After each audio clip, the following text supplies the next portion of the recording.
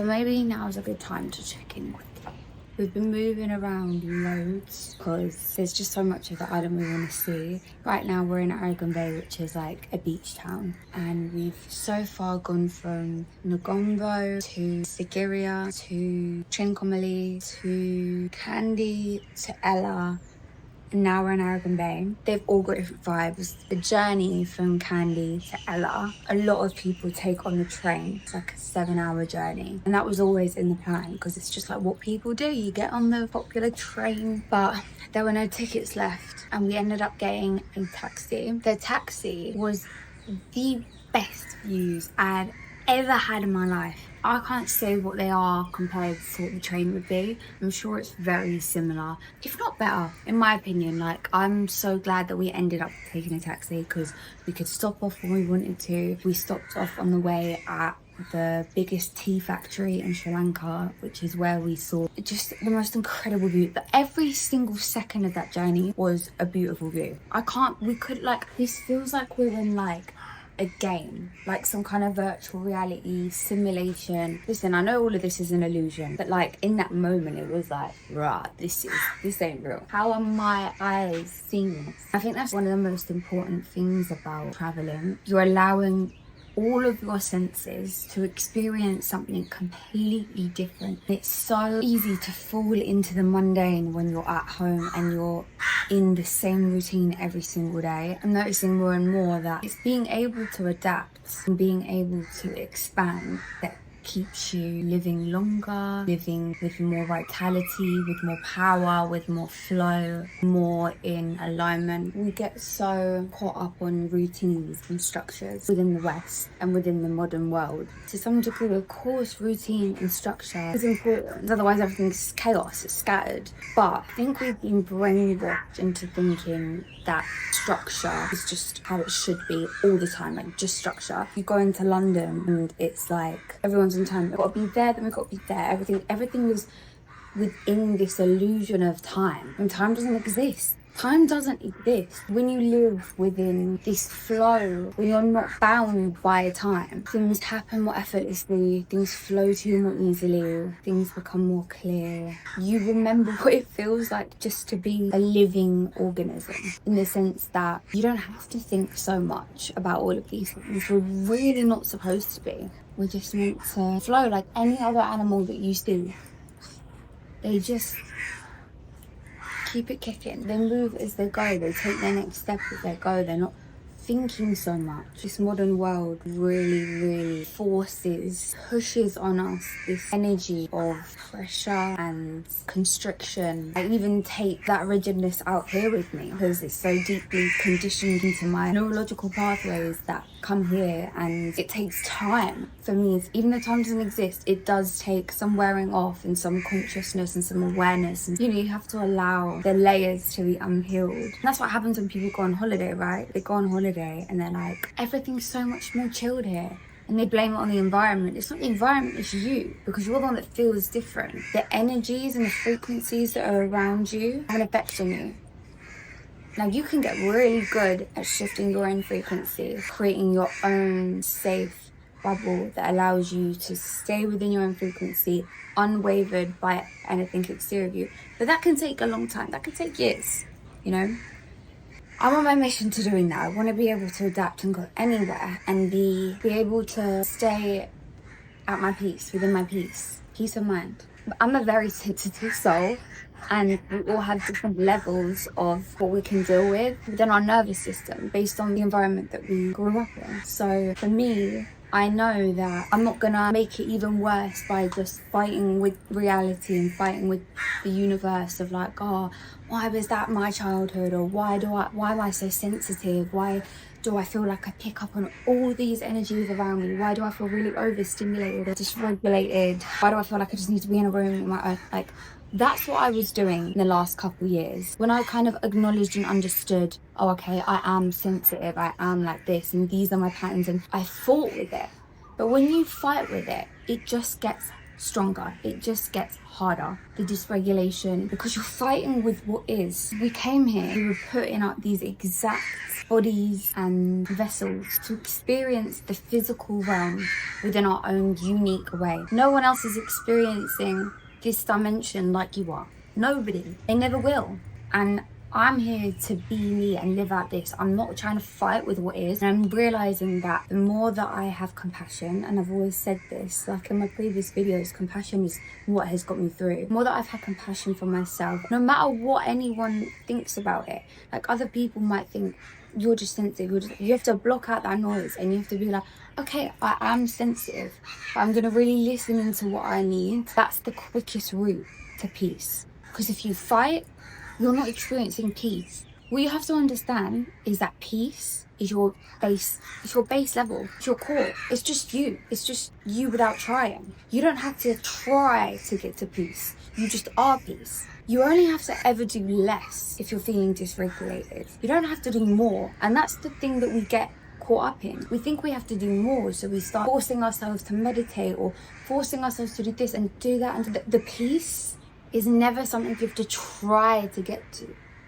And that's why I have to keep integrating into myself. Like, I am peace. I am. The less that I try and the more that I trust, the happier I am. Things like meditation and yoga, I'm not doing just to tick a box. Oh, I've done these things, so now I feel good about myself.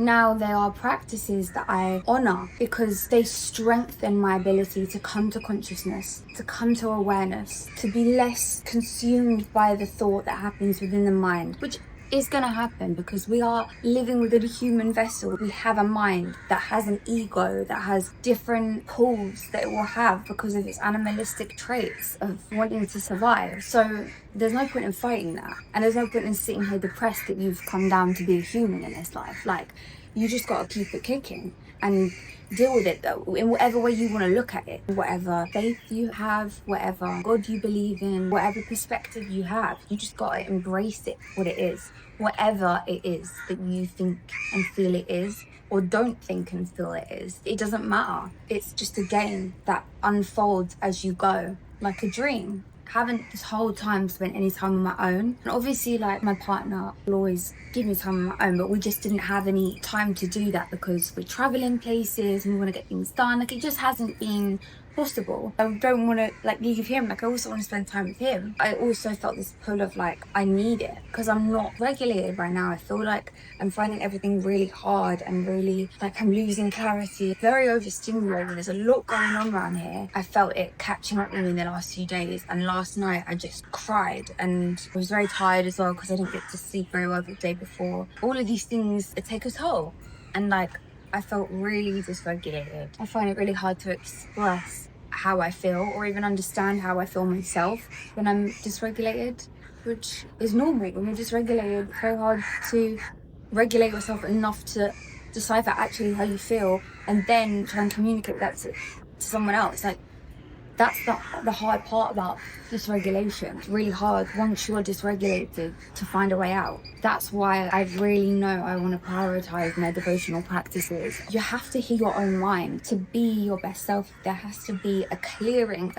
of all the dust, a clearing of all the energy you might have consumed subconsciously. There needs to be a clearing of the vessel, and that takes some intentional time to sit there and do nothing. Because it's within those devotional practices that you strengthen the relationship that you have with yourself. And when you strengthen the relationship that you have with yourself, there's trust, self-trust.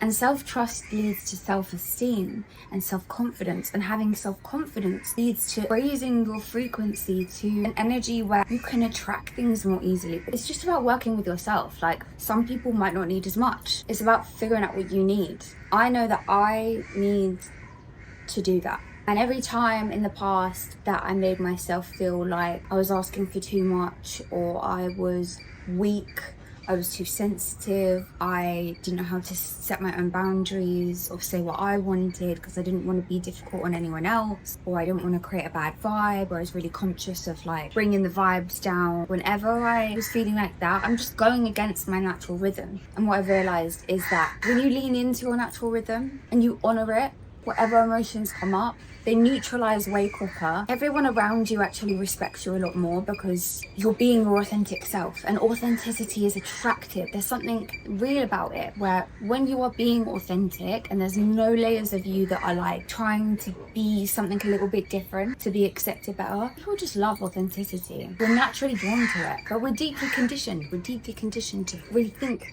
so much about these things, way too much about these things, and then we're just in our heads all the time. So much that I can guarantee you over 98% of people watching right now are probably in their heads so much that you don't even realise what it's like to not be in your head. That's what's crazy.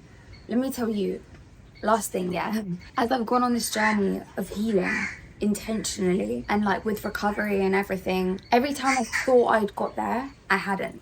There was more. There was more awareness. There was more expansiveness. There was more calm.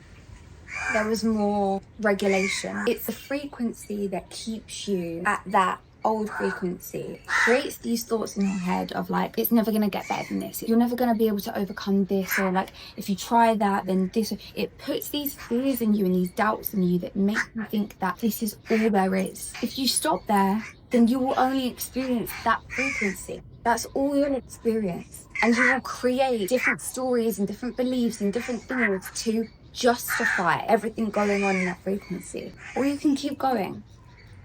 And I never want to stop.